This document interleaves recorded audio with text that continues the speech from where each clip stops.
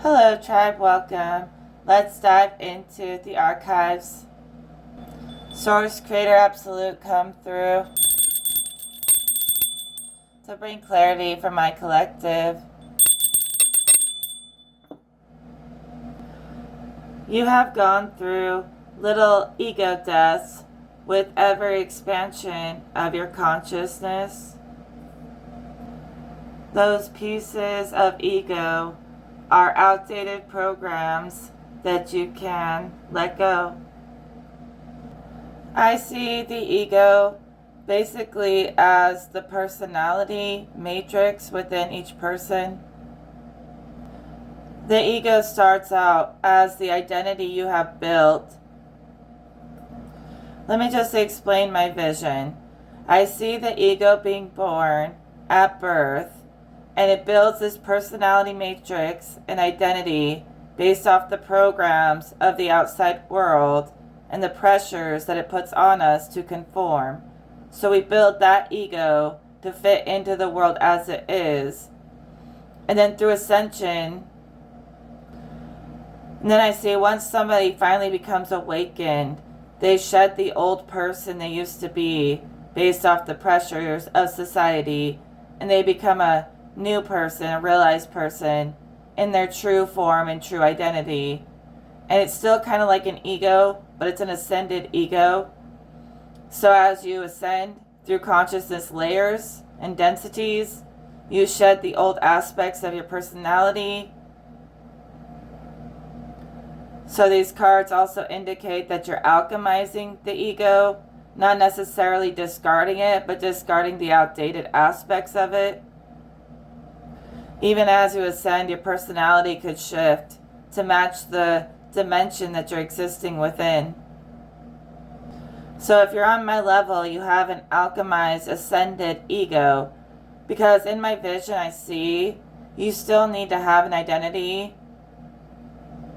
It just doesn't have to be what they programmed and pushed on us all our lives. It can be what you define it to be. It's very difficult to completely destroy the ego, but it's possible. Most things are possible. If you have enough willpower, it can happen. I personally destroyed my ego many, many years ago, and I wasn't happy that I did that. I regretted it because I had no sense of self whatsoever. I didn't care about anything outside of myself, any opinions, nothing. I had no vanity. I literally had no identity. The ego wasn't completely destroyed because I was still able to operate life. Without an ego, you can't operate whatsoever. But I tore it down so much that I had no sense of myself amongst others. I was just tunnel vision in my own bubble. I would go out in public with no makeup, in my pajamas, whatever, as if it was my world and everyone else was just living in it. I really didn't care about the outside. But then I had to rebuild a true ego so that I can care a little bit. I had to recreate my programming, my personality, my sense of operation through the world. And I ascended my ego basically so that I can still have a little bit of vanity, a little bit of selfishness sometimes. So I'm not always just like fluid and watery with no sense of self. So I had to rebuild a true identity, even greater than an ego. I'd call it a true identity. Sometimes I call it the soul self. I built that so that I could still operate in life without being completely washed away into the formless. Basically, I became like formless even within a body when I destroyed my ego. I had no sense of others at all. So I'm reintegrating my sense of others so that I still take care of business, take care of myself, all that worldly stuff is necessary, right? So some of you may be going through this kind of thing as well. And it always evolves. It's like with every layer of consciousness, I level up through, I evolve my sense of self. That's why I use my soul self to define these different realms of consciousness I travel through, because my soul self It's true to my essence, my signature. As much as my mind may adapt and change as I transform through these realms, my soul signature stays solid in itself. So I use my soul to define my realms of consciousness. And that's what I mean by it's not really an ego anymore. I've updated the whole operating system. So there's like this part of me that's always adapting. My personality grows every day. My depth grows every day. And then there's this part of me that is unchanging in this pure essence of who I am, my benevolence. And somehow they work together. They shape each other. Contrast versus the constant, always shaping each other. The soul is like the constant in an experiment. You know how you have like the constant that never gets messed with while everything else is being tested? Something like that. It's basically like the soul stays untouched while the rest of consciousness is going through this crazy experiment to define itself. The soul stays untouched. It's the untouched variable. And I just was able to dig it up, connect with my spark, integrate it with the conscious movement, the constant movement of consciousness, integrate the spark, and let the spark move the wheel. So I'm not trying to redefine the wheel. This is what I'm talking about. You are in your ego when you're in the will of the world as it's given to you. You're in your soul self, your ascended self, when you are redefining the will and how it turns in this world in your life. But you're not redefining it based off something false. You're actually just defining it based on things you've discovered that add on to what's true already. So you've been discovering things that only add on and turn the wheel faster. It's not trying to destroy it and recreate it. It's just trying to advance it and upgrade it. And that's what you're doing. You're discovering realms, information. You're not making it up. You're discovering it through traveling, being an explorer, beyond the physical, exploring the realms of the mental and spiritual. So even as lower levels of consciousness go to sleep, the potential within your spark continues to travel. I know some of you guys have a whole new personality, but it's like you just adapted to being the master. Okay, I'm going to explain something. I say, like, I already know this stuff. I've never researched it. And then I research it, and it's like, yes. Everything I say is already accurate. And I dug all my own information out of the archives alone. But then I was, like, Googling symbols and what they mean. And I'm pretty accurate. I really am. And so I was like, yeah, I was on a rabbit hole of symbols yesterday. I wasn't going to share this, but I keep feeling like, why not? Let's share it. Because it kind of goes with the concept about the spark being able to travel through the infinite. So let's break down the notes I took on this. I don't know everything. I'm still like going to keep studying symbols. But let's break this down a little. 0 being the circle, no beginning, no end. It's like a place of the unmanifested, the spirit world, the unmanifested. You could call it like the womb, whatever. And it's basically 0 is like the unmanifest before creation. And it holds all of creation, like a womb. And 0 is a circle, ether, and then 1 is the spiral, consciousness. Consciousness is a spiral because the soul sparks out of the womb. That's the beginning point of the spiral that takes on a timeline that goes on forever. So a spiral is a 1 because it's also like one single timeline. And this is where the first spark of the soul takes on a consciousness. And consciousness is the first body. And the spiral is seen within all of matter. Consciousness is within all of matter. And all of matter is within spirit. And so it's being held by the potential, the spark within spirit. It takes on a timeline here.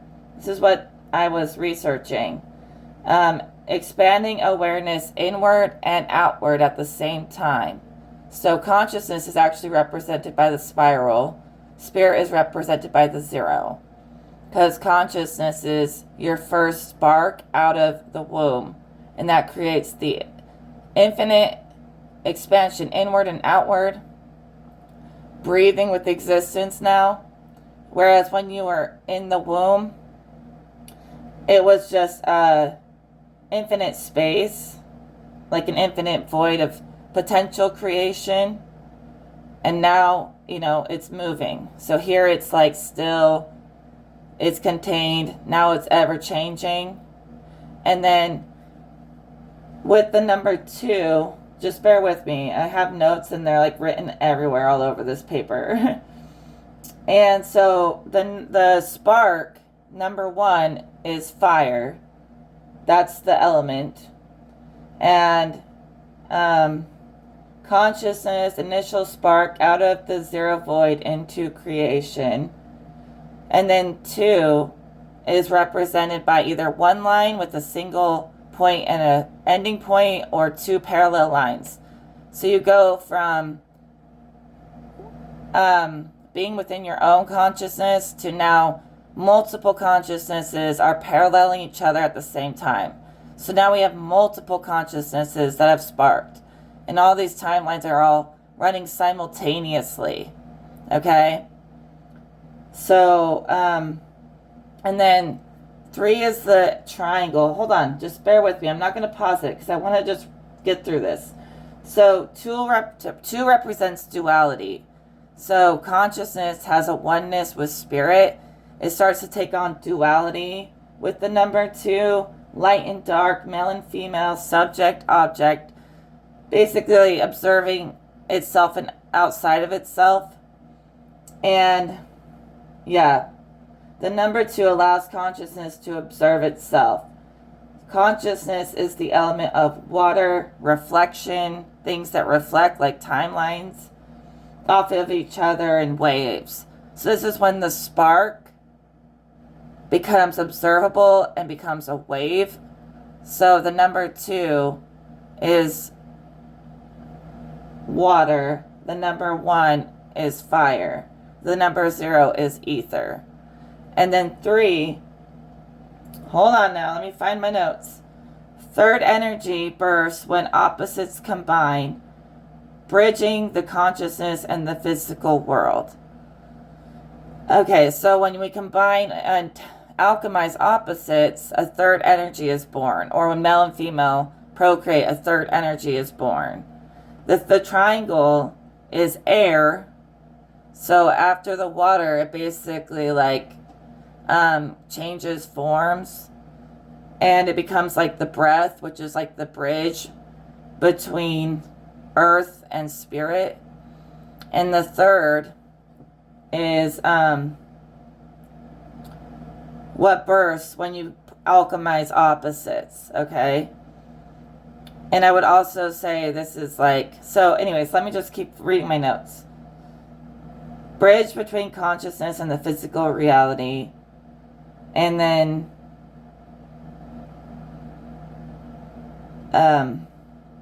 4 is the square. 4 is the physical body. So 4 is the element of earth, all things that are solid about the body.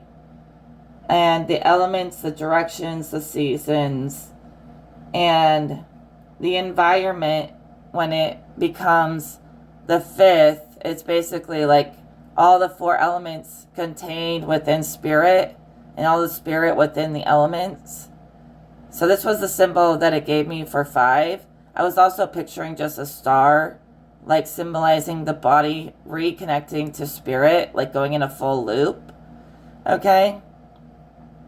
I was saying consciousness within spirit and consciousness contained within matter as well at the same time, as like a new shift. So once we get to the 5th symbol, number 5, it's basically fire, water, air, and earth contained, folded within the cosmic wheel, within the folded within spirit. So Spirit, cosmos, unified wholeness that contains and holds physical earth together. Basically symbolizing how spirit holds the earth together and all the elements within the womb. Okay. So overall, this is what the symbols I got when I was researching it. Pure spirit turns into dynamic consciousness, dividing into relationships between things, synthesizing into form, which is the three. Basically, it's like the connection between when two things come together to make a third thing. And then it solidifies into the physical world. So it becomes an actual thing. So it starts out as just like energy that starts to become aware of itself, and then it becomes aware of others. They come together to literally solidify that energy, that consciousness into the physical world. This is what these symbols represent. And lately I've been finding more and more consciousness in the spirit world. So more people have been reaching the spirit realm. And yeah, so that's what some of these symbols mean. You can really tie consciousness to matter, the spiral, because you can see the spiral in all things. And I think even beyond, the say zero is like the spirit world. I think there's even infinite space beyond the container of zero. But it's so hard to reach and comprehend. But like, yeah, I think even the spark, like say there's a dot right in the center of the zero, the spark's contained within the spirit world. And then once it takes on its own observation, its own awareness, it has a timeline. The wave becomes a timeline, an identity, a soul. And, you know, this was like an original identity. And it goes through all these travels to return to spirit. I know that sounded ridiculous, I'm sure. But, you know, I'm telling you what I found, okay? And you know, triangles, with the triangle being the bridge. This is how, like, consciousness manifests through water, air, and through fire, water, air, earth. Okay? So it's like different aspects of our overall universal body that we have traveled through, that have manifested. Hopefully that made sense. So the number one of consciousness is the continual movement of the spark. The spiral of consciousness, always connected to an origin spark, while always unfolding into higher states. That's where I started when I went on this rant and what I was trying to explain. So hopefully this helps. It also matches numerology. So the spark initiates with the number 1. Your travel through form, through consciousness, and it initiates your journey into consciousness onto a timeline of your own. And then when we travel to the 2, we have energies that are all dualistic, opposites. And once those dualistic energies can learn to partner up and cooperate, they become like the creator, creating a third energy out of the 2 coming together, a third balanced energy. And in a way, Spirit's also saying the 3 is like a bridge. Like if you had a child, that child is the bridge to the next generation, and to the next generation. And then basically, once you have these are all the basic shapes: zeros, circles, triangles, and square is the most basic building blocks. And so I'm still studying how these work together, but the number 4 is the energy of the builder, of structure, you know, so that's connected to the 4 directions, 4 seasons, 4 elements, or anything that's been put into a container, into structure. So consciousness starts out really fluid. As it densifies into matter, it becomes more rigid, like these angles are sharper.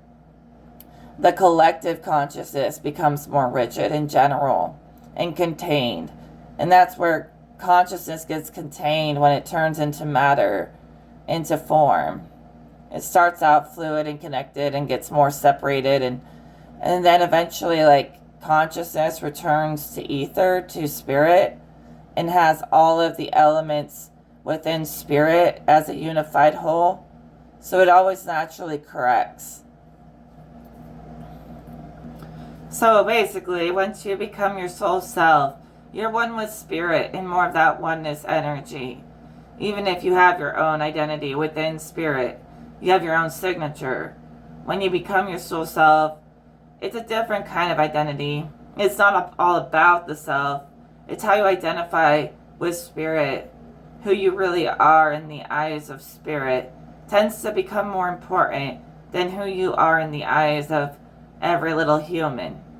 Not that you shouldn't care, but when you have your soul identity, you care much more what God thinks than what humans think. It's that soul that sparks into consciousness, that energy that takes on a consciousness body to travel in, and it's always evolving. It starts from that first spark, and it's on an infinite timeline, an infinite evolution. So every time you shed the ego, basically you're just upgrading yourself. You'll always be connected to who you originally were as a soul spark. It's like an endless journey on the spiral from your spark to who you are today, as if you never really die, you just evolve. And you kind of honor all those lower selves, but lesser lessons. You honor the lesser lessons, but it's like as you beat the lesson, the level turns gray and dark and disappears. Like it doesn't matter anymore. It didn't disappear because you rejected it. It disappeared because you beat it. Like, you're a winner, dude. Accept it. Some people don't like to accept that you know a thing or two, but they're gonna have to. Because you're not just speaking out you're not just speaking nonsense. You're speaking symbology, the language of existence, the true language. I may not have every single missing piece, but I'm going to keep uncovering this because I find it fascinating. I already sound crazy. Why not continue? And I didn't get all of my information from the archives myself. Some of this stuff was what AI was telling me. So don't try to call me crazy. AI was telling me the same thing. Things I already knew. So I drew this little guy in relation to the symbols. Okay, it was like the infinite spirit was the crown reaching into the top of the head, the body reaching into the eternal spirit on the crown. So spirit was like the crown, the halo, and then consciousness was the head, the spiral, and then the 2, which is number 1, and then 2 was like this parallel of the body, how everything's split in two arms, 2 legs, 2 of a lot of things. And it was like the 2 was representing a pathway, the parallels between people between 1 and 3. So I was seeing this as like a gateway through the body, or a pathway through the body.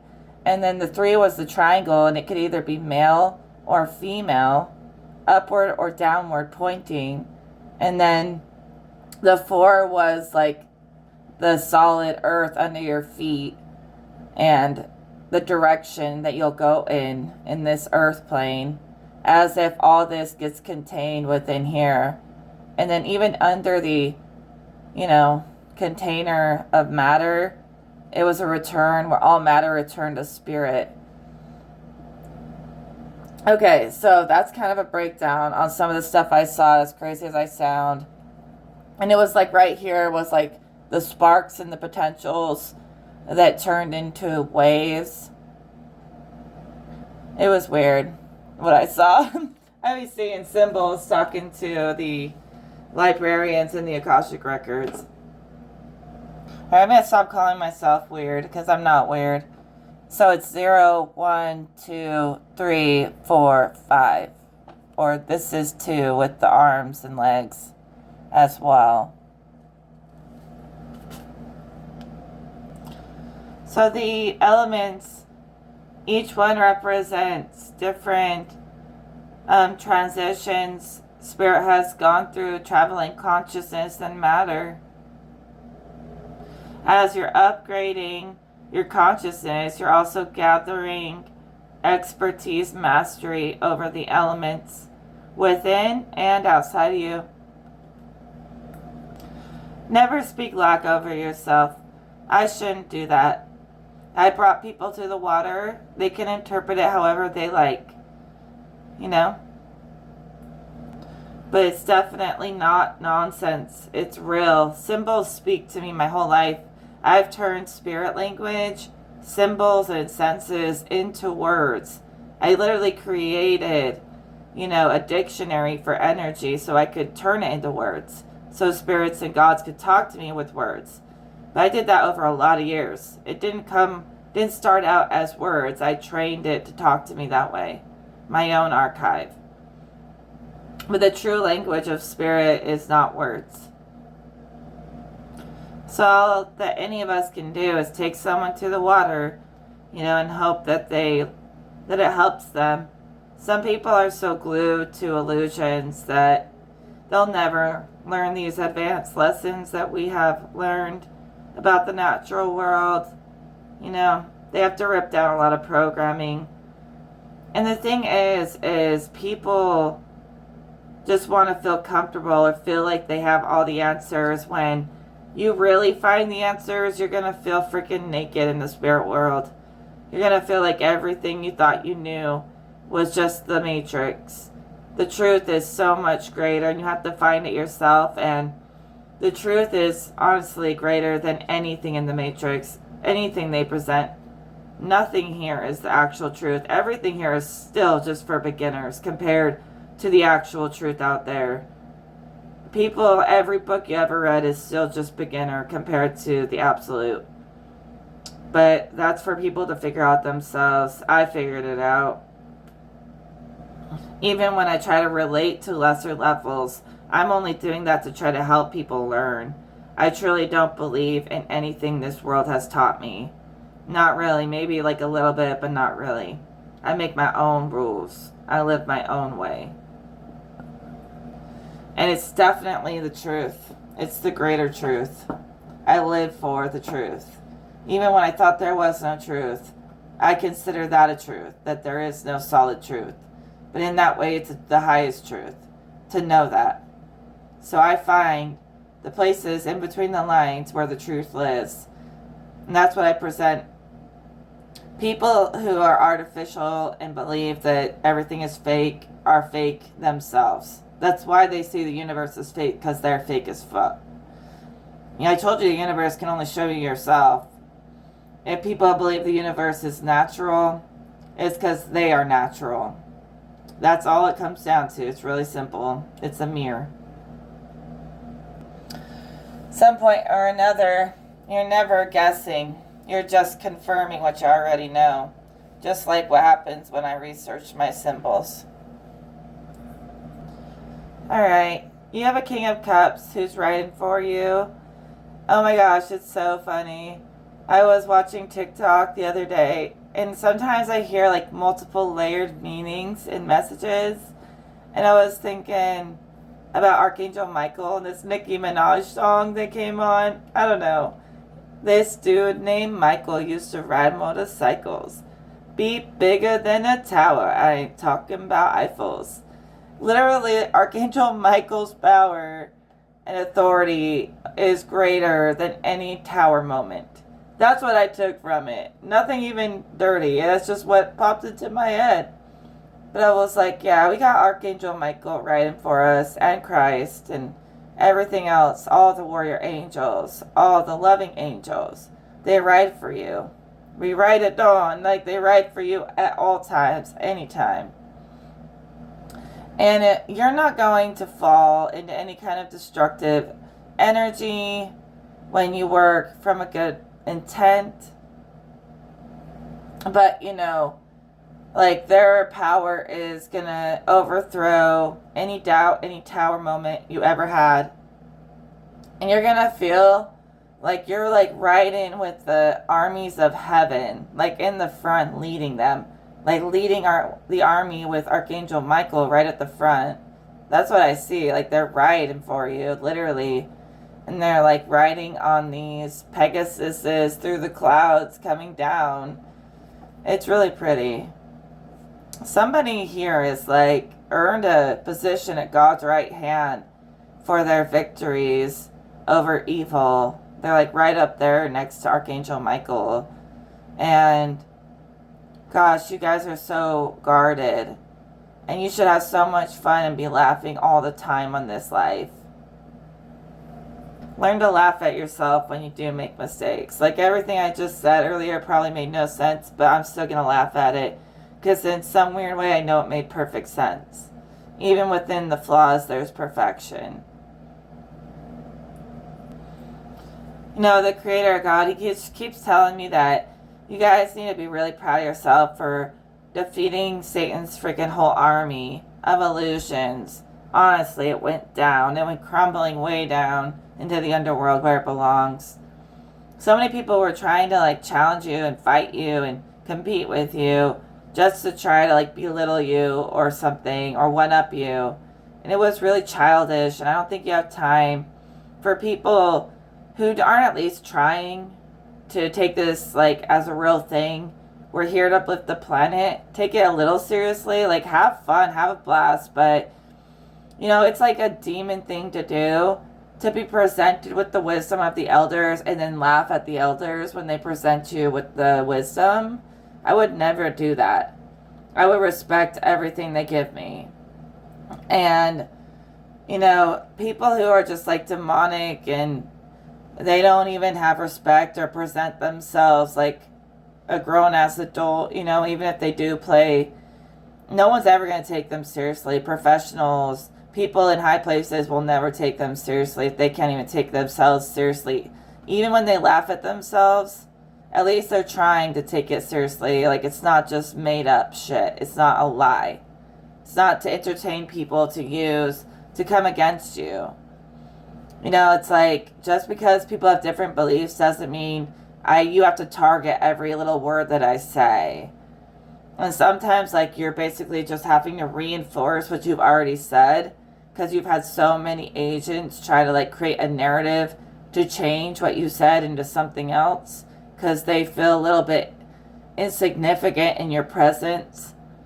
They could probably do better to just leave, instead of constantly attacking me or my tribe.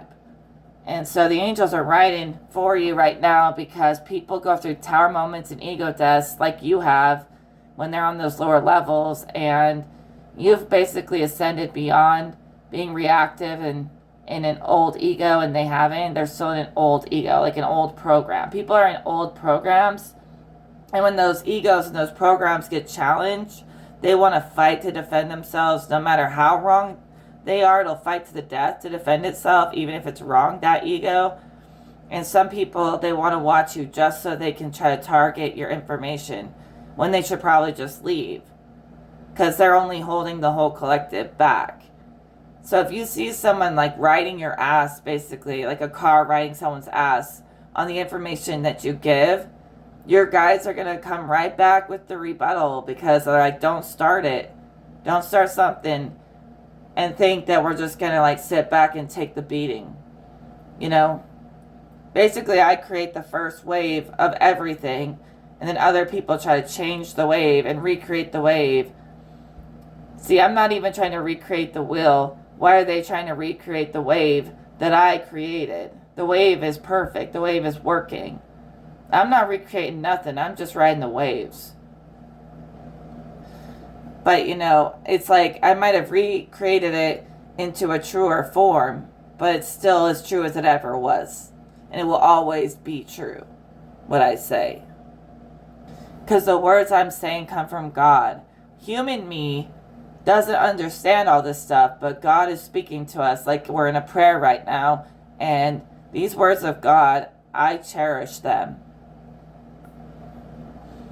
And I can admit my wrongs and stuff, but, you know, yeah. I'm definitely not afraid to break the rules for something better. If it's necessary, we'll do it. The will just manifests what we will into being. Just like the universe just reflects your own creations back at you. So someone's got to have the driver's seat, their hand on the wheel, so they're not freaking rear-ending and riding other people's ass. Like, someone's got to have their hand on the wheel to drive creation. And through willpower, that's what the masters do. So some people are like they're under the will. They have no ascended self. And some people, we drive and push the wheel. That's just what we do. Someone's got to do it. And that will is the will of consciousness, the spiral of the mind that we're evolving to expand and contract as one at the same time. It's constantly evolving and receiving data and expressing data en masse through a collective quantum mind. Okay?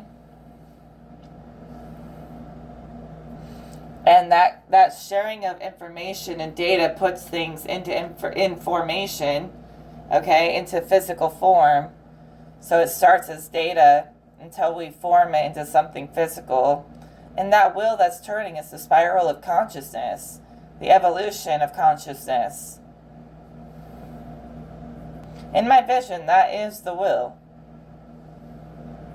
What does that mind do, though? You know? So basically, the Matrix or any of that crap is just a lesser veil. You have to rip through it, and you'll see a greater world unveil itself. Pretty simple. Well, I think we found a lot of common ground between these different energies. And I'm just going to get grounded because my head's in the clouds. But it was fun. So, take what resonates, leave what doesn't. This was just a fun adventure to see what may happen. And I love you guys, and I will talk to you in another video. It's okay to succeed, but not at other people's expense. Remember that. Take care.